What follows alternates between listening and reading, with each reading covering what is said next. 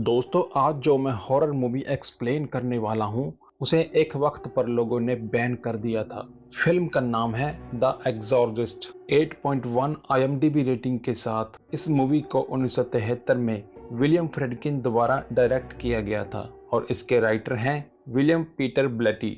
तो मूवी की शुरुआत सीधा इराक देश से होती है, जहां पुरानी सभ्यता की तलाश में खुदाई चल रही होती है। चर्च के फादर मैरिन, जिनकी देखरेख में ये काम चल रहा था, उन्हें वहां शैतान पज़्ज़ू का एक ताबीज और उससे मिलती जुलती कुछ मूर्तियां मिलती हैं, जिन्हें देखकर वो चिंता में पड़ जाते हैं। खुदाई के कुछ साल बाद अमेरिका में हम एक्ट्रेस क्रिस मैकनील को देखते हैं, जो किसी फिल्म की शूटिंग कर रही थी। शूटिंग खत्म करके वो सीधा अपने घर अपनी बेटी रीगन के पास चली आती है। रीगन के पिता उनके साथ नहीं रहते थे। दूसरी तरफ कहानी में हम फादर कारस को देखते हैं, जो अपनी बीमार मां के साथ अकेला रहता है। अगली सुबह क्रिस को प्ले रूम में एक स्पिरिट गेम बोर्ड मिलता है। जब वो रीगन से पूछती है कि ये कौन लेकर आया है, तो वह कहती है कि मुझे नहीं मालूम। इसके अलावा जब क्रिस अपनी बेटी के साथ स्पिरिट बोर्ड पर गेम खेलना शुरू करती है, तो वो खेल नहीं पाती। जवाब में रीगन अपनी मां से कहती है कि कैप्टन हाउडी आपको खेलने नहीं दे रहे।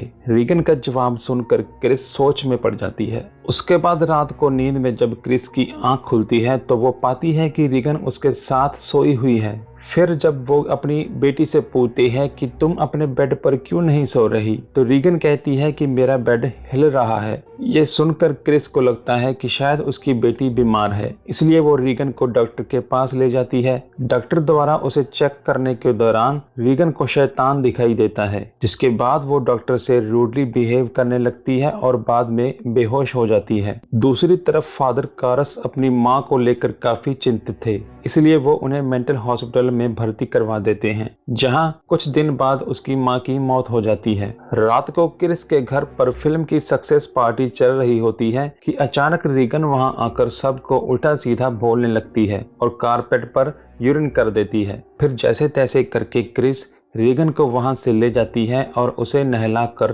बेड पर सुला देती है, लेकिन कुछ ही देर में उसे रीगन के कमरे से चीखने चिल्लाने की आवाजें सुनाई देने लगती हैं। दौड़ते हुए क्रिस जब रीगन के पास पहुंचती है, तो रीगन का बेड काफी जोर जोर से हिल रहा था और ये देखकर क्रिस रीगन को फिर से डॉक्टर के पास ले जाती है, जहां उसके दिमाग के काफी टेस्ट किए जाते हैं, पर उनसे कुछ पता नहीं चलता। मगर घर पहुंचते ही शैतान फिर से रीगन पर हावी हो जाता है। जल्दी से क्रिस फोन करके डॉक्टर को बुलाती है, पर जब डॉक्टर रीगन की तरफ बढ़ते हैं तो वो डॉक्टर को मुक्का मारकर नीचे गिरा देती है, जिसके बाद डॉक्टर्स उसे नींद का इंजेक्शन देकर सुला देते हैं। फिर उसी रात क्रिस को अपने दोस्त से पता चलता है कि फिल्म डायरेक्टर बर्क डेनिंग्स की मौत हो चुकी है, और वह भी उस वक्त जब वो रीगन के साथ थे। क्रिस को यह सुनकर बहुत ही धक्का लगता है। क्रिस इस सदमे से खुद को संभाल ही रही थी कि तभी वो अपनी बेटी को सीढ़ियों पर उल्टा चलते देख घबरा जाती है। इस घटना के बाद क्रिस एक साइकेट्रिक को बुलाकर रीगन का इलाज करवाने की कोशिश करती है, पर इसमें भी वो फेल रहती है।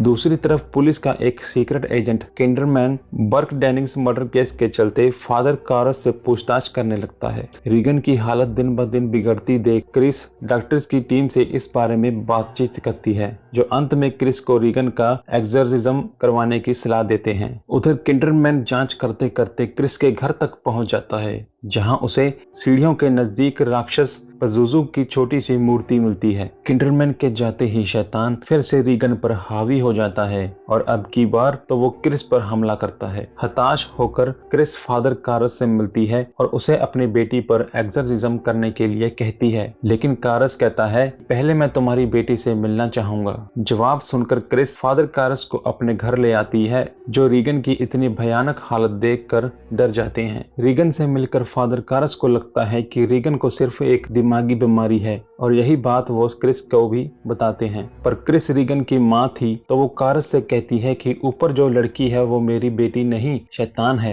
मगर फादर अफसोस जताकर वहां से चले जाते हैं। घर पहुंचकर फादर क्रिस की बातों पर गौर करते हुए मुलाकात की सारी रिकॉर्डिंग्स को ध्यान से सुनता है, जिसे सुनकर वो एक्सोर्सिज्म करने के लिए मान जाता है। पूरी तैयारी के साथ फादर एक्सोर्सिज्म की प्रक्रिया शुरू करता है, पर जैसे ही वह होली वाटर रीगन पर छिड़कता है, तो शैतान दर्द से कराहते हुए फादर मैरिन का नाम बड़बड़ाने लगता है। अगली रात अचानक क्रिस की मेड शैरोन फोन करके फादर कारस को रीगन के शरीर पर हेल्प मी लिखा दिखाती है। मजबूर होकर फादर कारस चर्च की अनुमति के साथ फादर मैरिन को लेकर सीधा रीगन के घर पहुंच जाता है। फाइनली रीगन को बेड से बांधकर फादर मैरिन और कारस एक पवित्र एक्सर्सिज्म शुरू करते हैं। शुरुआत में शैतान कारस को उसकी मां की मौत का दोषी कहकर बहकाने की कोशिश करता है, लेकिन दोनों उसकी बातों पर ध्यान नहीं देते। इसलिए गुस्से में शैतान खुद को आजाद कर हवा में उड़ने लगता है। फिर एक वक्त ऐसा भी आता है जब फादर कारस निराश होकर कमरे से बाहर चले जाते हैं और फादर मैरिन अकेले ही रीगन के पास बैठकर एक्सर्सिज्म करने लगते हैं।